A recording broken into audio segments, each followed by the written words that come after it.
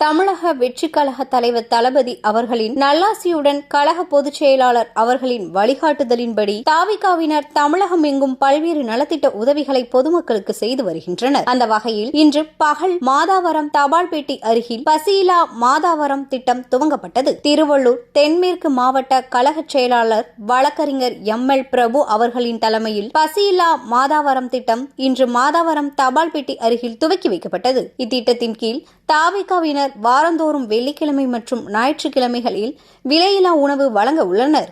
இன்று சுமார் 1000 பேருக்கு பிரியாணி மற்றும் புடவை, தண்ணீர், குடம் வழங்கப்பட்டது. திருவள்ளூர் தென்மேற்கு மாவட்ட கழக செயலாளர் வழக்கறிஞர் எம்.எல். பிரபு அவர்கள் பிரியாணி வழங்கினார். இதில் தாவிக மாவட்ட பகுதி, ஒன்றியம், நகரம், வட்டம், ஊராட்சி மற்றும் கிளை கழக நிர்வாகிகள், பிற அணி நிர்வாகிகள் உள்ளிட்ட பலர் கலந்து கொண்டனர்.